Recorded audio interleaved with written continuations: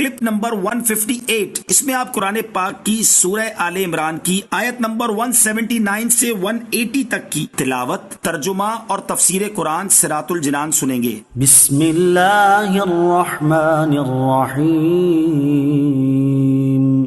ترجمہ، اللہ کے نام سے شروع جو نہایت مہربان رحمت والا ہے۔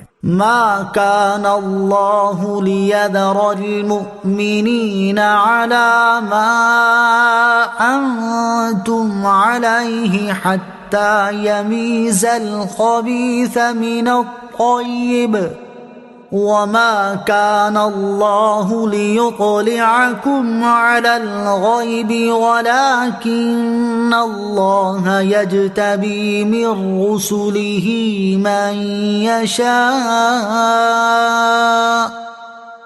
فآمنوا بالله ورسله وإن تؤمنوا وتتقوا فلكم أجر عظيم۔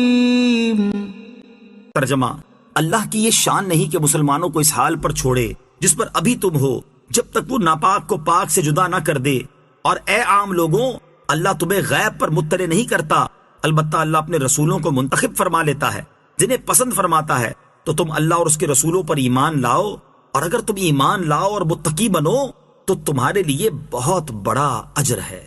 ما كان الله ليذر المؤمنين على ما انتم عليه، اللہ کی یہ شان نہیں کہ مسلمانوں کو اس حال پر چھوڑے جس پر ابھی تم ہو۔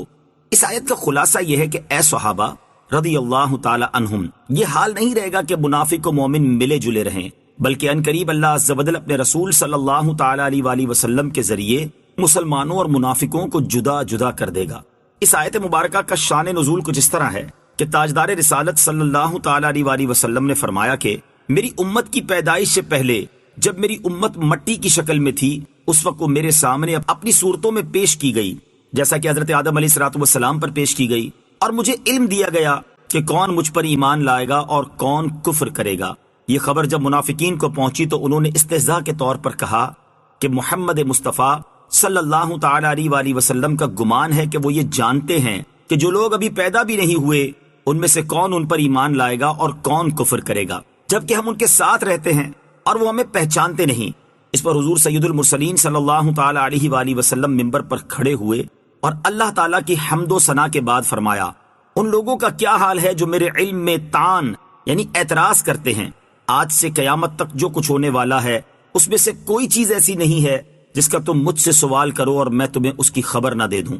حضرت عبداللہ بن حذافہ سہمی رضی اللہ تعالی عنہ نے کھڑے ہو کر کہا، یا رسول اللہ صلی اللہ تعالی علیہ وآلہ وسلم، میرا باپ کون ہے؟ ارشاد فرمایا، حذافہ۔ پھر حضرت عمر رضی اللہ تعالی عنہ نے کھڑے ہو کر عرض کی، یا رسول اللہ صلی اللہ تعالی علیہ وآلہ وسلم، ہم اللہ عز و جل کی ربوبیت پر راضی ہوئے، اسلام کے دین ہونے پر راضی ہوئے، قرآن کے امام و پیشوا ہونے پر راضی ہوئے، آپ صلی اللہ تعالی علیہ وآلہ وسلم کے نبی ہونے پر راضی ہوئے، ہم آپ علیہ الصلوۃ والسلام سے معافی چاہتے ہیں۔ تاجدار رسالت صلی اللہ تعالی علیہ وآلہ وسلم نے فرمایا، کیا تم باز آؤ گے؟ پھر ممبر سے اتر آئے۔ اس پر اللہ تعالیٰ نے یہ آیت نازل فرمائی۔ بخاری شریف کی حدیث ہے، حضرت ابو موسیٰ اشعری رضی اللہ تعالی عنہ فرماتے ہیں، نبی کریم صلی اللہ تعالی علیہ وآلہ وسلم سے ایسے سوالات کیے گئے جو ناپسند تھے، جب زیادہ کیے گئے تو آپ ناراض ہو گئے۔ پھر لوگوں سے فرمایا کہ جو چاہو مجھ سے پوچھ لو۔ ایک شخص عرض گزار ہوا، میرا باپ کون ہے؟ ارشاد فرمایا، تمہارا باپ حذافہ ہے۔ پھر دوسرا آدمی کھڑا ہو کر عرض گزار ہوا، یا رسول اللہ صلی اللہ تعالی علیہ وآلہ وسلم، میرا باپ کون ہے؟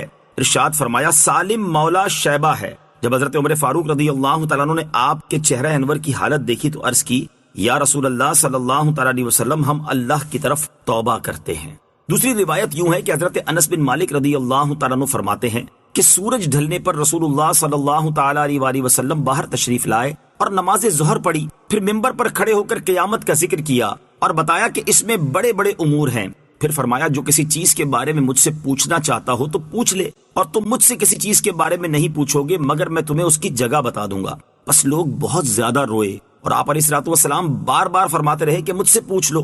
حضرت عبداللہ بن حذافہ سہمی رضی اللہ تعالیٰ عنہ کھڑے ہو کر عرض گزار ہوئے، میرا باپ کون ہے؟ ارشاد فرمایا، تمہارا باپ حذافہ ہے۔ پھر آپ علیہ الصلوۃ والسلام بار بار فرماتے رہے کہ مجھ سے پوچھ لو۔ حضرت عمر فاروق رضی اللہ تعالیٰ عنہ گھٹنوں کے بل ہو کر عرض گزار ہوئے، ہم اللہ تعالیٰ کے رب ہونے، اسلام کے دین ہونے اور محمد مصطفیٰ صلی اللہ تعالیٰ علیہ وآلہ وسلم کے نبی ہونے پر راضی ہیں۔ حضور اقدس صلی اللہ تعالیٰ علیہ وسلم خاموش ہو گئے، پھر فرمایا ابھی مجھ پر جنت اور جہنم اس دیوار کے گوشے میں پیش کی گئیں، میں نے ایسی بھلی اور بری چیز نہیں دیکھی۔